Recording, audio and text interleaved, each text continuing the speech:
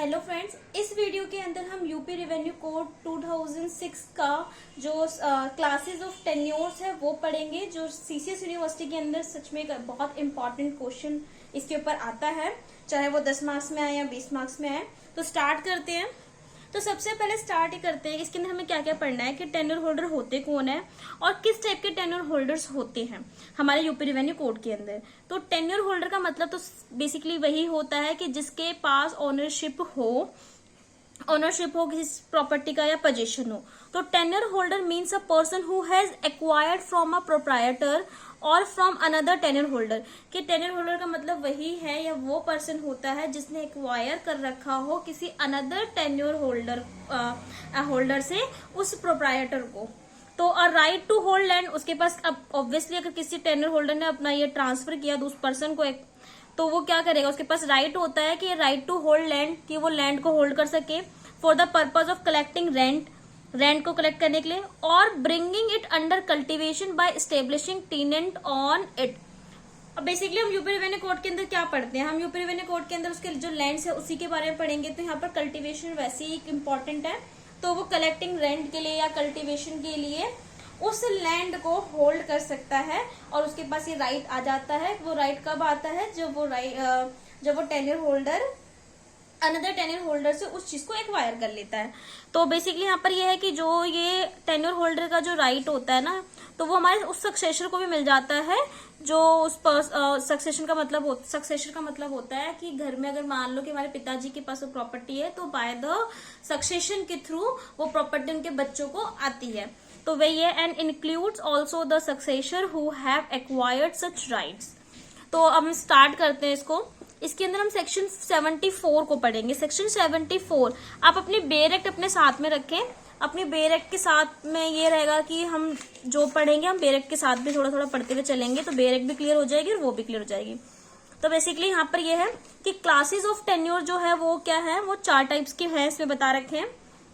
Classes of tenure तो section 74 में दिया हुआ है, बट जो इनकी 4 जो पार्ट्स है ना, भूमिदार विद ट्रांसफरेबल राइट, देखो इस टाइप के होते हैं। Bhumidhar with transferable right, bhumidhar with non transferable right, asami, government lessee. तो सेक्शन 75 में दे रखा है bhumidhar with transferable right, section 76 में दे रखा है bhumidhar with non transferable right, और असामी सेक्शन 78 में दिया हुआ है। सेक्शन 77 में दे रखा है कि कौन से ऐसे लैंड है जिसको मतलब एक्वायर्ड करने का राइट ही नहीं है किसी भी पर्सन को, कि वो टेन्योर होल्डर उस प्रॉपर्टी के लिए बन सके। फॉर एग्जांपल लेक है, तो लेक, पॉन्ड, इन सब का कोई भूमिदार नहीं हो सकता क्योंकि ये सारी प्रॉपर्टी गवर्नमेंट की होती है। 4th हमारा गवर्नमेंट लेजी, कि गवर्नमेंट लेजी कौन होता है, तो ये बहुत इंपॉर्टेंट है। इसको हम करते हैं, पहले हम इसको अपनी कॉपी से समझते हैं, देन उसके बाद हम इसको बेयर एक्ट से समझेंगे। भूमिधर विद ट्रांसफरेबल राइट क्या होता है, most of the farmer in UP belong to this class.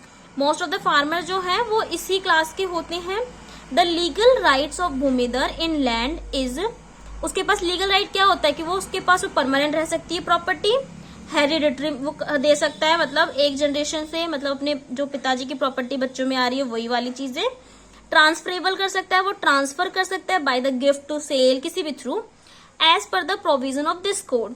They have exclusive right और authority to transfer his land by gift to sale, donate, lease और टेस्टामेंट, कि ये इस थ्रू भी उसको ट्रांसफर करता है। तो या अभी देखो हम ना आगे जो भूमिधर, नॉन भूमिधर विद ट्रांसफरेबल राइट है, तो उसमें क्या होता है और इसमें क्या डिफरेंस है, आसाम में क्या डिफरेंस है। इसके अंदर ना राइट होता है कि ये प्रॉपर्टी अपने पास परमानेंट रख सकता है, ट्रांसफर करने का भी राइट होता है, और इसके पास राइट होता है हेरिडिटरी का। अब हम देखो, अब इसको थोड़ा बेयर एक्ट से पढ़ लेते हैं, फिर हम नॉन ट्रांसफरेबल पे आते हैं। बेयर एक्ट में क्या लिखा हुआ है, आप लोगों के पास बेयर एक्ट होगी।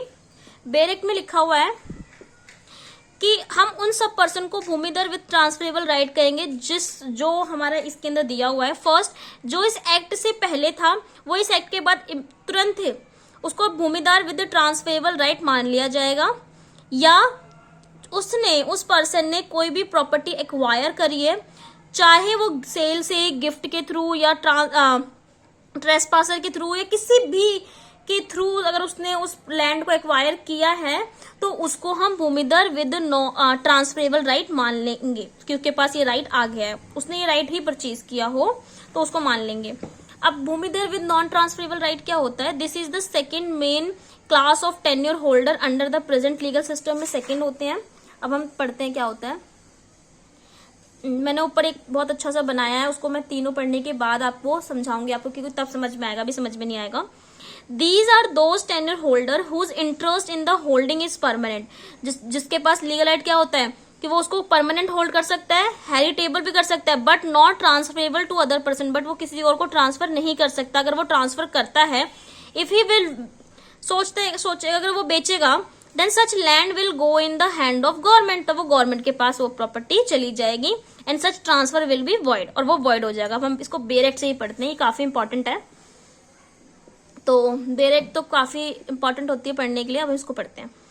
भूमिधर with non transferable right same वही है कि किस किस पे इम्पोज होगा। तो फर्स्ट हमारा यही बोल रखा है कि अगर इस एक्ट से पहले जो था, इस एक्ट से पहले जिसके पास जिसके पास राइट था भूमिधर विद नॉन ट्रांसफरेबल का, तो before the date of commencement of this code वो पर्सन होंगे, उस पर्सन को माना जाएगा, या आफ्टर, या इस एक्ट के आने के बाद लैंड मैनेजमेंट कम्युनिटी ने उन लोगों को ये राइट दे दिया है कि आप भूमिधर विद नॉन ट्रांसफरेबल राइट हो, तो उस पर्सन को भी भूमिधर विद नॉन ट्रांसफरेबल राइट मान लिया जाएगा कि वो इस टाइप के लैंड टेन्योर है।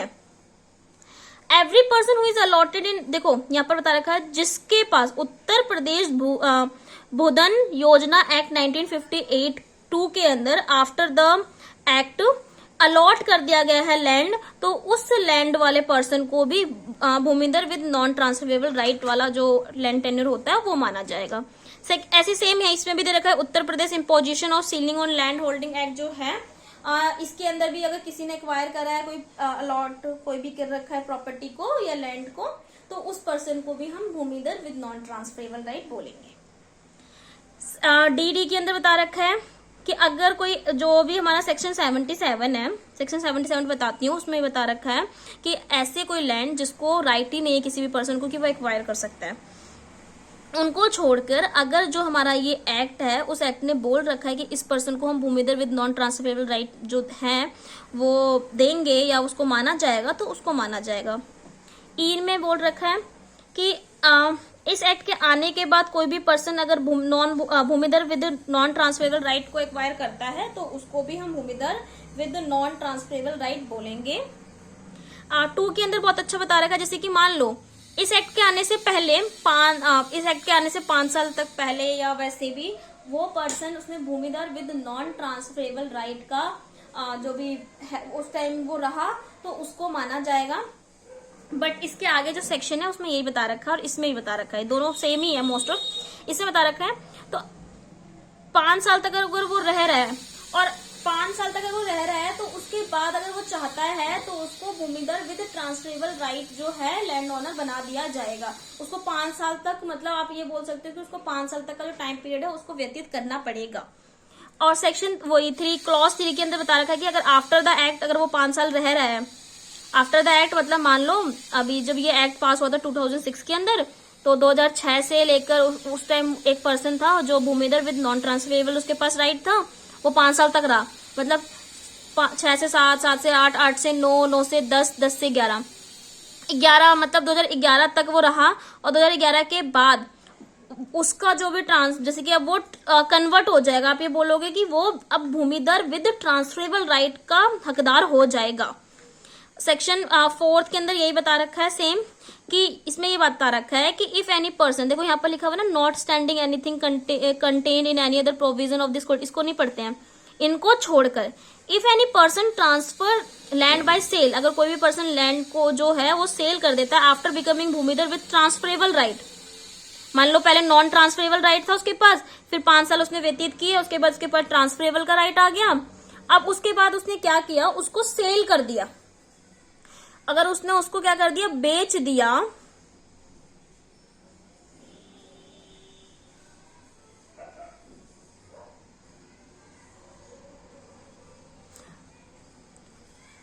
हाँ उसको अगर सेल कर दिया तो अब वो लैंड तो हमारी वही बन गई भूमिधर विद ट्रांसफरेबल राइट। तो उस जो लैंड को आप लीज पे नहीं दे सकते हो, आप एलिजिबल नहीं हो कि उसको आप लीज पर दोगे। किसको दोगे?